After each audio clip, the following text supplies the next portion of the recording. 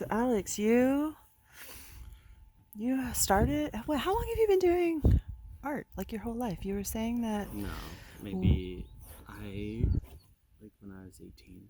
Okay. Yeah. But you were telling me that your grandfather was a wood crafts person. hmm He was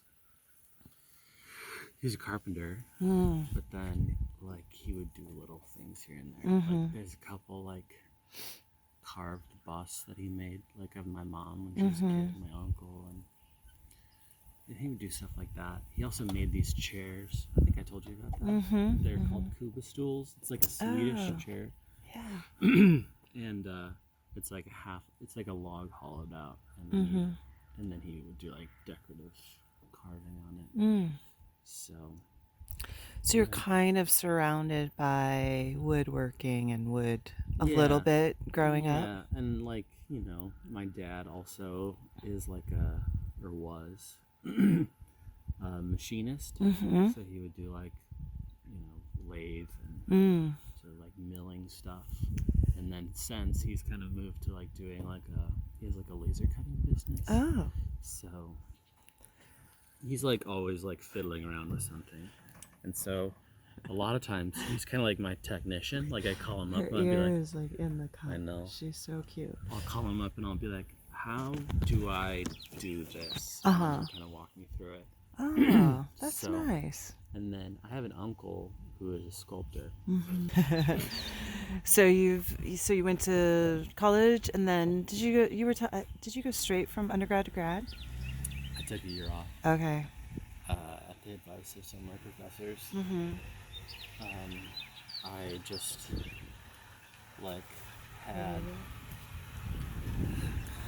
I wanted to come back.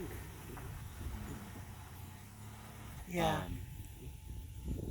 I got a shitty job for a year to make sure that I would actually go back. Oh, you got a shitty job on purpose. Well, I mean, like just to make ends meet, but yeah, it was at a grocery store. So like, hi Millie. That's what I did for a year. Wow. Okay. I applied to school and then went. Yeah. So you consider yourself a site-specific kind of artist, right? Yeah. Yeah. So. And did that come out of your grad work?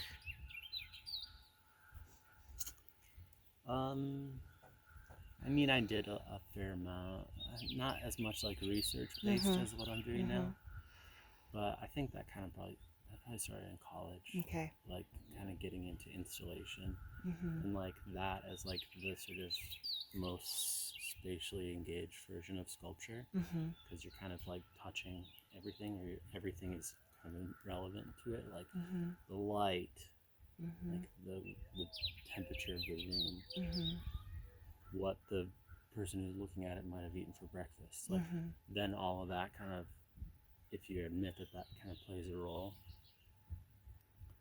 I just kind of like do it. Did they have seminars that kind of talked about space and user experience almost? Okay, so this is something it was just that like studio class. Okay. And so really like a lot, like we didn't really talk about theory much. I had like a capstone class that was like kind of I don't know, like you could say it was like a seminar on postmodern art. I mean, that was in 2010, so it was pretty late in the game for that kind of thing. But no, it was mostly just kind of like I would search that kind of stuff out on my own. Cool. But it depends, like, different faculty like talking about different things. Yeah. So like my painting professor was always wanting to talk about theory. It was cool. Nice. Okay. So we had at your idea, because you've been to many residencies, we had a little art talk the other day, and I thought that the way you spoke about your work was really interesting. So would you mind kind of like sharing your artist's philosophy that you were in the summary of your... I don't remember exactly what you said, but it was really nice. Like what I said at the beginning? About like your work and what your goals are, your intention, and why it's site specific. I can't remember exactly what you were talking about, but you kind of had like an overview, overarching, like this is what my goal is and why I do the work that I'm doing, in like 2 sentences. Yeah. Um, let's see. I think what I said was that I'd try to make work about, or that, oh my god, it's gonna take me a second to remember.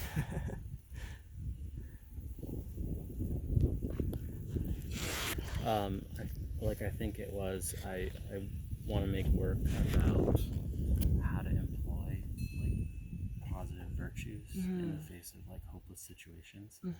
So a lot of the stuff that I do is kind of like objects with like a writing kind of thing as a companion, and so a lot of the work sort of like relies on a hypothetical story or an existing story, or like written out with the objects. So let's see. I I talk about this quote by Ray Bradbury all the time. He like wrote Fahrenheit 451, and somebody was like interviewing him and saying, "Why do you write all this horrifying shit?" He's like, "So that we don't have to live it." So I kind of view my work in that same way. Like it's sort of a way to like explore like a kind of hopeless idea, in like maybe in the possibility of understanding it. So like one thing that like one piece that I've done that is really kind of touches that directly, or maybe most illustrates that the best, is that polar bear project.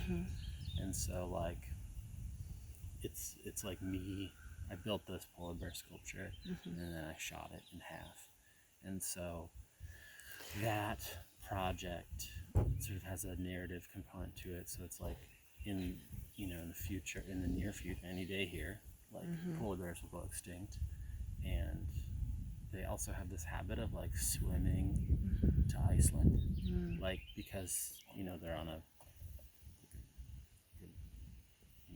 an iceberg, and they try to swim off to look for food, and so they get on shore in Iceland, and they're like hungry and mad, so they they're looking for stuff, and every hunter or every person in Iceland is gonna be the one to shoot that bear.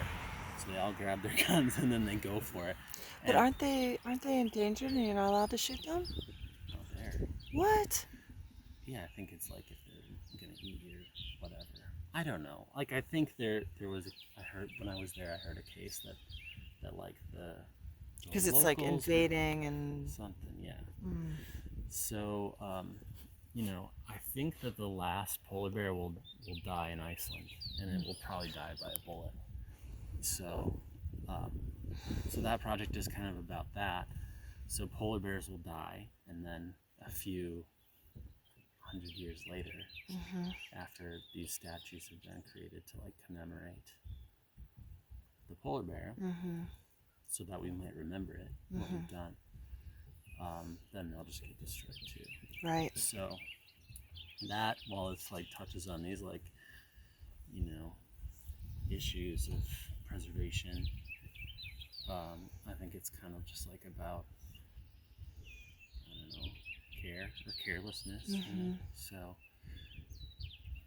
predict, like the project sort of like imagines if that's the future, Right. And then maybe, hopefully, since I had made it happen, right, it won't.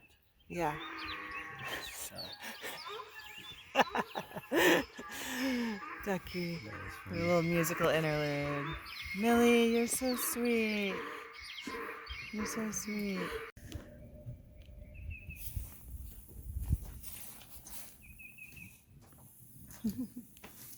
How's it going? good. How many more phrases do you have? I don't know. Everything's like in pieces on the floor. Yeah. So. But I love get projects close like or that. finish today. Really? Yeah. Awesome. And then after tomorrow, you'll do your like site stuff? Yeah, I think when we go, is there a Home Depot? Oh yeah, totally. Can we stop at one? Because Yeah. I just need some foam for something. Yeah. Yep, on the way. Okay, cool. Yeah, we'll totally do that. What's the process been like to do this? Good. I think, you know, I can pretty much do this by hand, and it looks fairly good. Yeah. Now. Mm-hmm. But,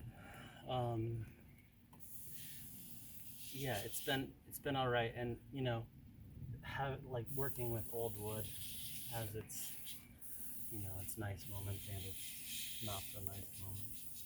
Like falling apart. Yeah, I get through some, and then they just crumble, Cracks. and then I just throw them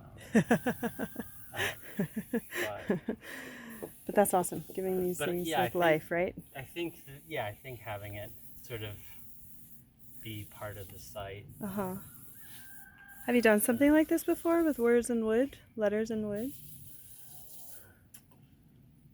No, not like this. Okay.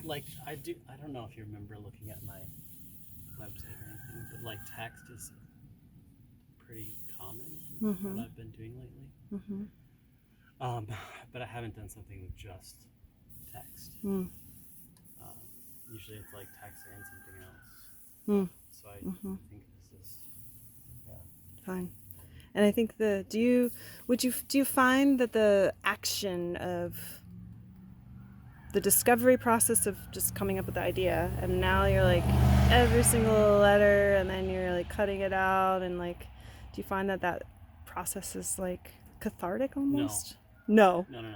I was just saying this to Ryan earlier. Like, I got really excited at the outset of the idea. I think that's the problem with a lot of conceptual art, is that a lot of it is just like execution, and it's not very like, it's not a lot to discover, other than like, you know, little intricacies about like how this wood might behave versus that one, which is nice, but it doesn't really factor into the project.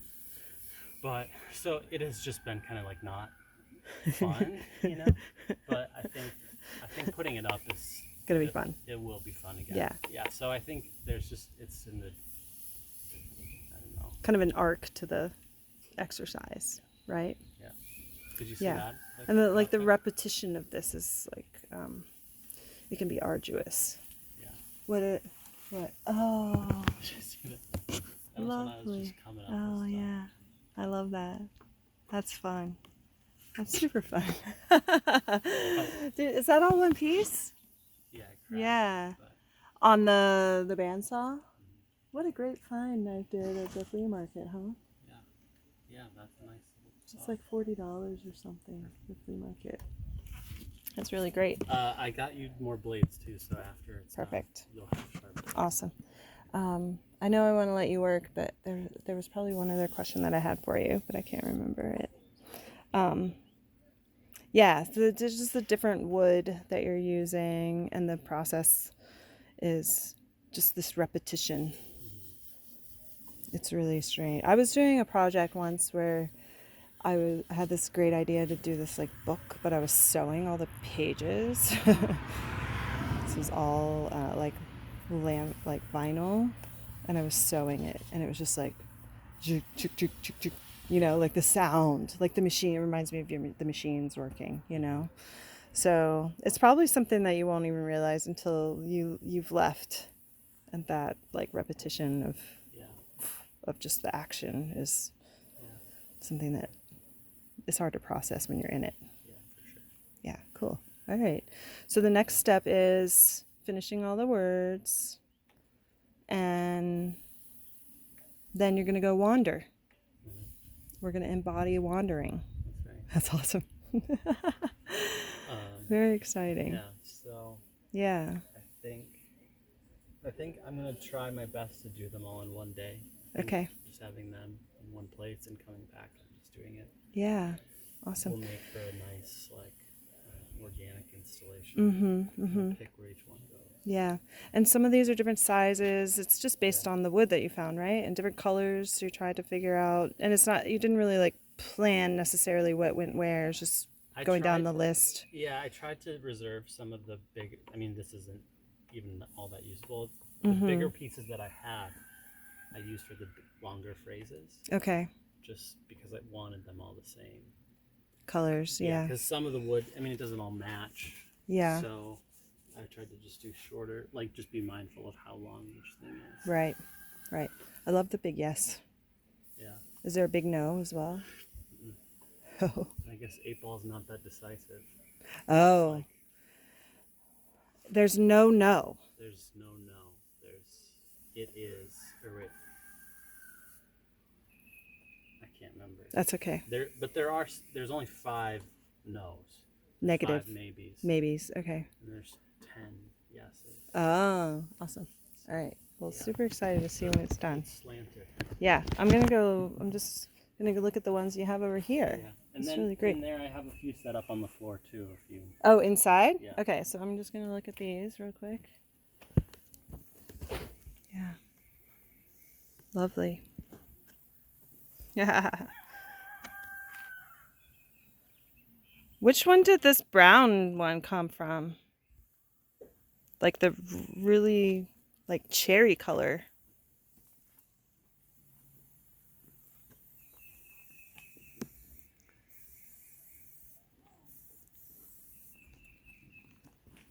Say that again. The brown, this one, the Ask Again Later, that's like really rich brownish. I know, that was my favorite one, so that's why I used that wood. Where did that one come from? Which wood was that? Do you remember? I don't know. Did you find the other wood in the back? No. Okay. But that was close enough to that other one. Oh, cool. Okay. So it's yeah, nice.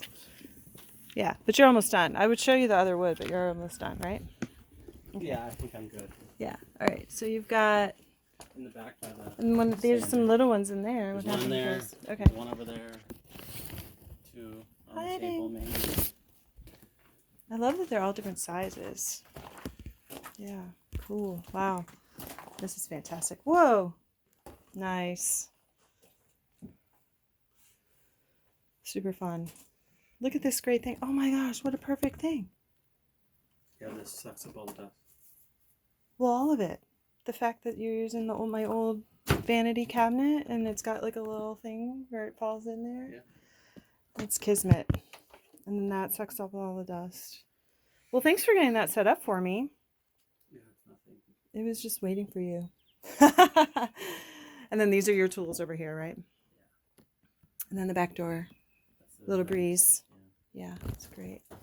Without a doubt. That look good. These are really fun. I'm so excited. And then these guys.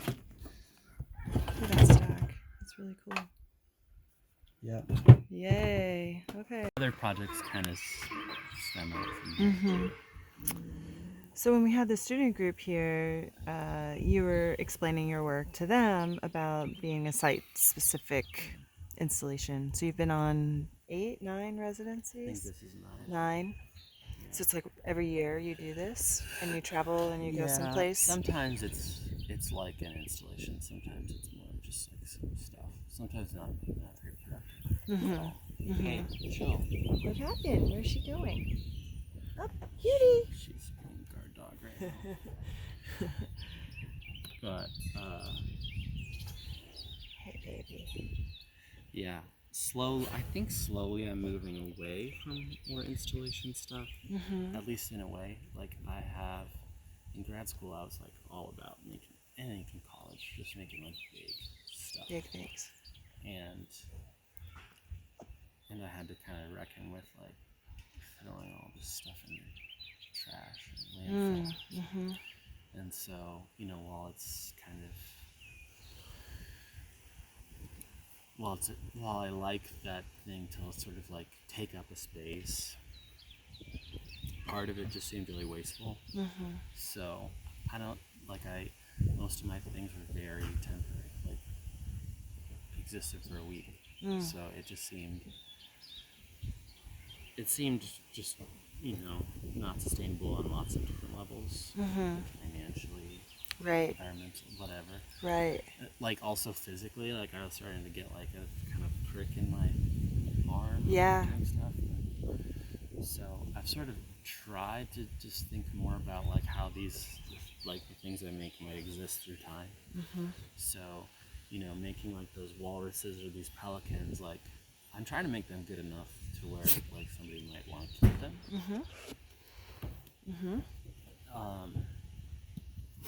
And then also like She's a rubber band dog or she something. is, It's so funny. and then also Yeah, but the walruses and the pelicans are similar in your extinction. yeah, You're making smaller animals, and yeah, you were talking about that being kind of pandemic, working in a smaller space and Yeah. having something to do, yeah, and then gifting them. And yeah. And so like other things like that pancake project I'm doing, like that's sort of, you know, the opposite, or like I'm working really long term with that and hoping to sort of like that blueberry patch I planted in Wisconsin, like that. And who's managing the blueberry patch? Is that at one of the residency Yeah. places? Kind Okay. of them. Kind Okay. of, I don't know. It's still, it just got planted right before I left. Okay. So I got an email last year and they're like, they're growing. Nice. It's a relief. Yeah. But so I wanted to make that like, you know, be able to last and whatever. Yeah. And then even this piece, like, you know, So it'll sort of like, you know, stay or dissolve, and maybe Right. that's kind of part of it. Right. But what I love about the beginning of it is that it's upcycled. Right. Right. So it continues So you're from using wood that was kind of ruined, but not ruined, and been gutted from the floor for the Yeah. studio. So like the art component of it. And I do love upcycling and reusing things, which is why I'm trying to kind of create piles of material that people can utilize. So you were here a couple of weeks and wandered around a lot, embodying the wandering, and then there was that wood pile. How long between the time you got here and the wood pile sitting on the ground had you kind of contemplated what your project was going to be? Because I know that you did the bamboo. We were talking a little bit about kind of like an impermanent installation out there in the land. Did the pile of wood help spark a different component too? I mean, I think what happened is I was just kind of like, I had a plan. Yeah. But like when I had applied, and I was like, oh, I'll do some kind of like wood installation, and then the prices of lumber, seeing that, I was like, yeah, I can't do that. Yeah. So I kind of was like, okay, well then I'll do some kind of other thing. And I've had like like these text pieces, kind of part of like the periphery of my practice for a couple of years, but never really kind of like made it like the thing. The thing. I think that's Fozzie Bear. Yeah. So then yeah. I was like, Okay. So like the like weird circumstances of life, pandemic. yeah, Price of lumber goes up. yeah, Pile of old falling apart Yeah. lumber. Bamboo everywhere. yeah. So I was Experimenting with bamboo. like, yeah, I was like, oh, maybe I'll make something out of bamboo, and then I was kind of doing that, and I'm like, it's really hard to get it rigid. Yeah. Which I'd still like to explore and do more, because like it is a material is really cool, and like the fact that it just grows so quickly and you can just sort of treat it like wood. It's cool, and I want to do that. Cutie's right over there. She's got the doggy legs. Yeah, so but the experimental process of like, it takes a while to, for a month-long residency, you need time to kind of get on the land and look at the material and think about the project, and then time to make it, right? So today is the last day and you're installing the last bits of it. Mm-hmm. But I think I interrupted your train of thought. You were talking about the material. Oh, just that, like I kind of was just grasping for ideas for a little bit, and just like, okay, let's try this, and then that wood pile came up, and I'm like, well, maybe I'll make something out of that. I didn't know what it was going to be when I told you, but then, yeah, then I just kind of sat on it for a few days, and that came. Yeah, great. So without revealing too much about it, do you have an underlying kind of concept of it? Because it is about a wandering thing, right? Yeah. And we have talked about it, but I haven't recorded it. So. Yeah. So I think, like, I have found myself. Do you want to go see? Go see her. Go see Leanne. Or just look at her. Hey. Good morning. Tail wagging. How about let's sit up here? Yeah.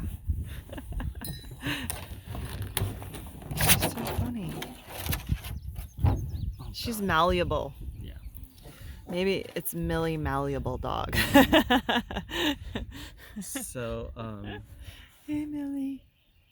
I don't know, like, I think another part of what I'm interested in is, like, how we know what we know. And how to, like, implement virtues and, like, choices are kind of a part of that.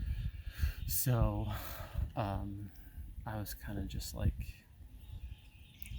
I think I have trouble, like, deciding on, I'm an indecisive person. And also I tend to worry and overthink things a lot. So I was, like, worried about this job, the Just job situation. Life job, yeah. Like, I feel like I've had this with other things in the past. Yeah. I'll kind of, like, look, just, like, give me a sign. Yeah. So then, like, I downloaded, like a 8-ball. Oh, so it was to an answer app. a question. Yeah. That I had. I'm like, Yeah. just tell me. I just need anything. And so then I was like, this is stupid. Like, why? Well, whatever. Yeah. And then I was like, oh, it's kind of funny though, like, why I thought that was going to make me feel better, or what it would do. Maybe it would, like, end up manifesting itself and working, or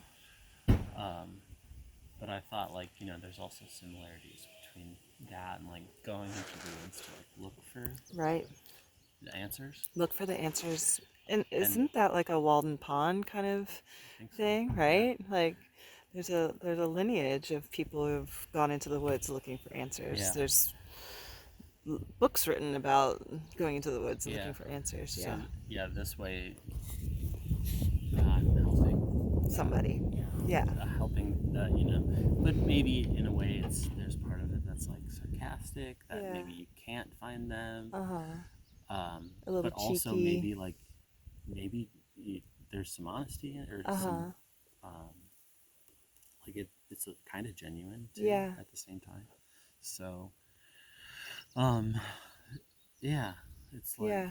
And also when I take people on forest walks out there, if we stumble on something, someone might be thinking of something in their life that they're not necessarily sharing with people, and they're going to stumble on these phrases, and sometimes it might make someone think about something, right? Yeah.